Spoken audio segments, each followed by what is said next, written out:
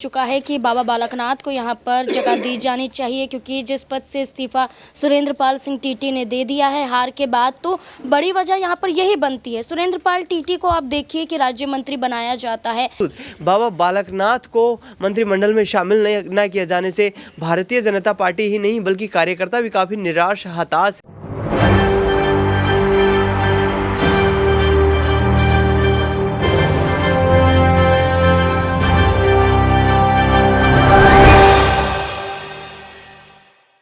नमस्कार, SPN 9 news आप देख रहे हैं। आपके साथ मैं हूं अक्षय अग्रवाल। स्वागत है आप सभी का SPN 9 न्यूज की इस खास पेशकश में 2024 का चौकीदार का।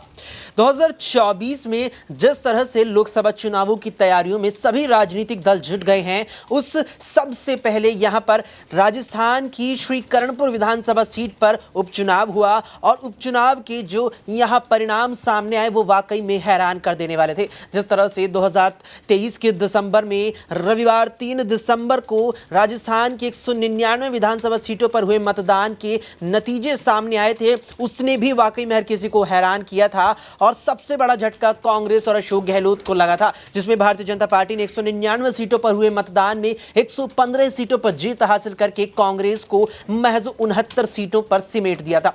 लेकिन इस सब के बीच यहां पर राजस्थान की श्री कर्णपुर एक ऐसी विधानसभा सीट रही थी जिस पर चुनाव नहीं हो पाया था। दरअसल 15 नवंबर को श्री कर्णपुर विधानसभा सीट से पूर्व विधायक और कांग्रेस प्रत्याशी गुरमीत सिंह कूनर का आकस्मिक तरीके से निधन हो गया, जिसके बाद चुनाव आयोग ने कर्णपुर विधानसभा सीट से चुनावों को स्थगित कर दिया और फिर मुख्य चुनाव परिणामों के बाद उस सीट पर उपचुनाव का ऐलान किया गया, जिसके बाद वहां पर उपचुनाव कराए गए। उपचुनावों की बात की जाए यहां पर तो उपचुनाव 5 जनवरी को हुए, लेकिन उससे पहले ही कर्णपुर सीट से भाजपा प्रत्याशी सुरेंद्र पाल सिंह टीटी जो प्रत्याशी भारतीय जनता पार्टी के थे, उन्हें पार्टी ने यहां पर मंत्रिमंडल में शामिल कर दिया, जो वाकई में यहां पर हैरानी भरा फैसला था और वाकई में इसने यहां पर सुर्खियां भी खूब बटोरी। इसके बाद जब कर्णपुर विधानसभा सीट पर यहां उपचुनाव होना था तो यहां पर सुरेंद्र पाल सिंह टीटी की साख दांव पर लगी हुई थी, क्योंकि विधायिका जीतने से पहले ही पार्टी ने उन्हें मंत्रिमंडल में शामिल कर दिया था। ऐसे में उनके लिए विधायिका जीतना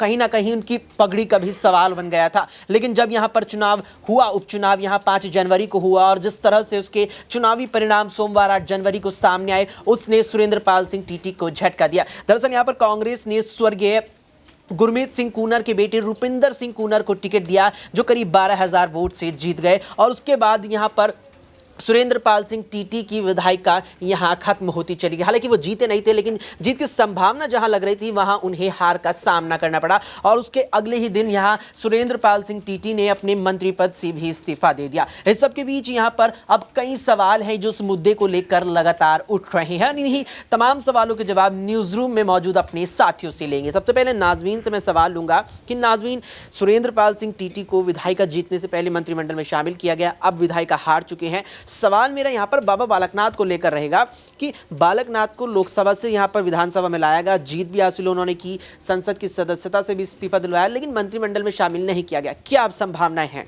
देखिए, बिल्कुल यहाँ पर बार बार अब कयासों का बाजार शुरू हो चुका है कि बाबा बालकनाथ को यहाँ पर जगह दी जानी चाहिए, क्योंकि जिस पद से इस्तीफा सुरेंद्र पाल सिंह टीटी ने दे दिया है हार के बाद, तो बड़ी वजह यहाँ पर यही बनती है। सुरेंद्र पाल टीटी को आप देखिए कि राज्य मंत्री बनाया जाता है। राज्य मंत्री इस वजह से बनाया जाता है कि ये सीट भी आसानी से जीत ही लेंगे, इसमें कोई बड़ी बात नहीं है। लेकिन देखा जाता है कि जनता ने सबक सिखा दिया। यही बात यहाँ पर कांग्रेस पार्टी ने भी कही कि अब ये गुरूर यहाँ पर टूटता हुआ नजर आएगा। लोकसभा चुनाव से पहले जो बड़े फैसले, जो बड़े बदलाव किए गए थे, उसे भारतीय जनता पार्टी को अब सोचना पड़ेगा। तो अब वसुंधरा राजे की बात करें और बाबा बालकनाथ की बात करें तो वसुंधरा राजे के विधायकों को भी कम जगह यहां पर दी गई थी।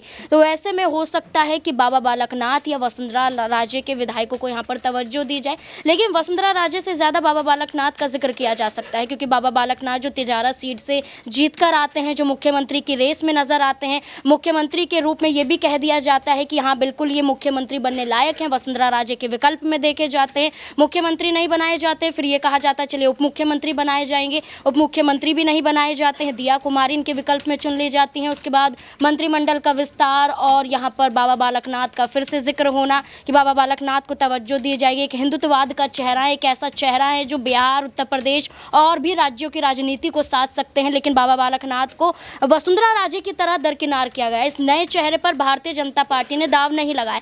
लेकिन अब यही कोशिश की जा रही है कि अब ये पद खाली हो गया राज्य मंत्री का, तो बाबा बालकनाथ को जगह दे देनी चाहिए, क्योंकि जब आप तमाम वर्गों को साधने की कोशिश कर रहे हैं, जातिगत समीकरण साधने की कोशिश कर रहे हैं, तो उसमें बाबा बालकनाथ को तवज्जो देंगे तो और राज्यों को और लोकसभा चुनाव जीतने के लिए आपके पास एक बड़ा विकल्प हो जाएगा। बिल्कुल, यहाँ पर लोकसभा चुनाव जीतने के लिए पार्टी के पास बड़ा विकल्प हो जाएगा। लेकिन यहाँ पर सवाल सुरेंद्र पाल सिंह टीटी को लेकर भी है, सवाल यहाँ पर बाबा बालकनाथ को लेकर भी। ऐसे में दौलत से जानेंगे कि दौलत, जिस तरह से विधायिका जीतने से पहले ही सुरेंद्र पाल सिंह टीटी को यहाँ मंत्रिमंडल में शामिल किया गया और पार्टी इस बात से अवगत थी कि जल्द ही उपचुनाव होने वाला है, क्या सोचकर लगता है कि पार्टी ने यह फैसला लिया होगा?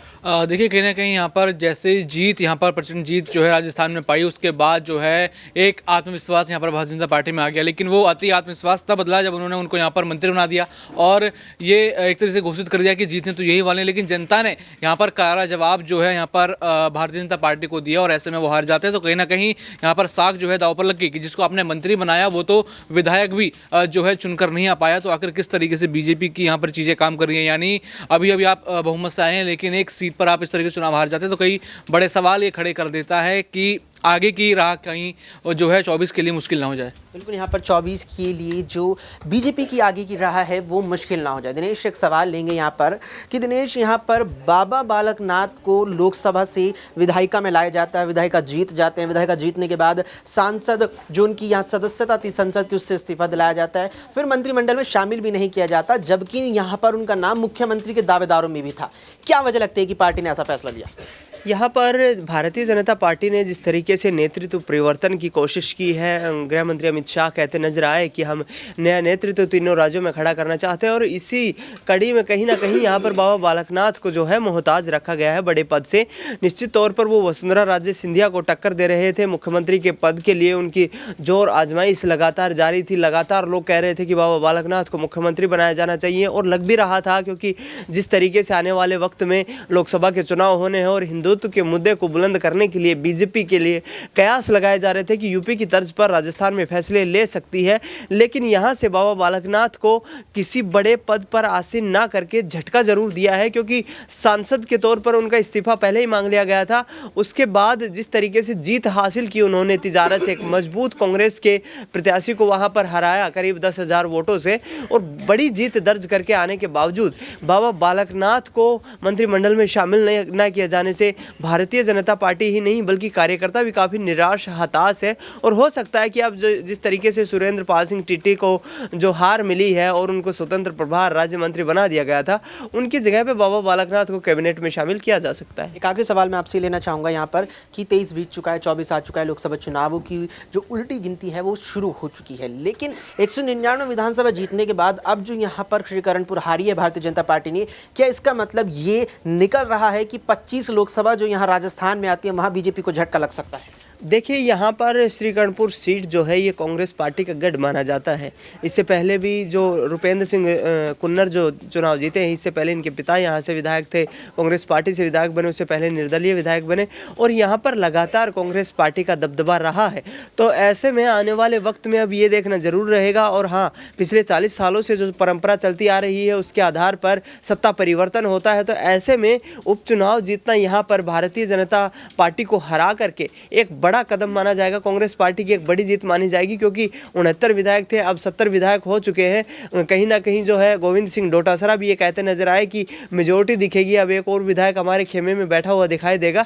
तो ऐसे में आने वाले वक्त में यहाँ से जो है कहीं ना कहीं लोगों के दिमाग पर ये इम्पैक्ट जरूर पड़ सकता है, क्योंकि चुनाव जीतने से पहले ही सुरेंद्र पाल टीटी को मंत्री बना दिया गया था। इसका साइकोलॉजिकल कहीं ना कहीं प्रेशर बनाना चाहती थी कांग्रेस पार्टी के ऊपर बीजेपी। और यहाँ से जिस तरीके से रूपी ने यहाँ पर जो जीत हासिल की है वो वाकई कांग्रेस पार्टी में नई जान फूंकने वाली है। वाकई में यहाँ पर कांग्रेस पार्टी में नई जान फूंकने वाली है। साथ ही साथ यहाँ पर अब ये कयास लगाए जा रही हैं कि जिस तरह से यहाँ पर रुपेंद्र सिंह ने जीत यहाँ पर हासिल की है और यहाँ पर टीटी को कहीं ना कहीं हार का सामना करना पड़ा है, इसके बाद अब जिस तरह से उन्होंने अपने मंत्री पद से इस्तीफा दे दिया है, तो बाबा बालकनाथ को कहीं ना कहीं अब शायद कैबिनेट में शामिल किया जा सकता है। क्योंकि आपको बता दें यहाँ पर कि संविधान के 91वें संशोधन के मुताबिक किसी भी विधानसभा क्षेत्र में या राज्य में जितनी विधानसभा सीटें होती हैं उसके 15% की जो संख्या बल निकल के आता है उतने लोगों को मंत्रिमंडल में जगह दी जा सकती है। यानी कि राजस्थान में 200 सीटों के लिहाज से देखा जाए तो 30 लोग मंत्री पद की शपथ ले सकते हैं, जिसमें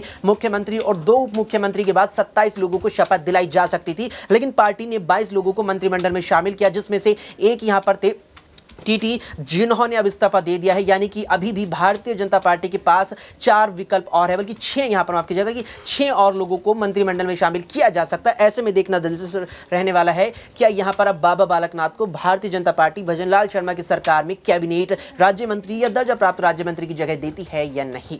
फिलहाल के लिए इस पेशकश में इतना ही। देश और दुनिया की तमाम खबरों के लिए आप देखते रहें SPN 9 न्यूज।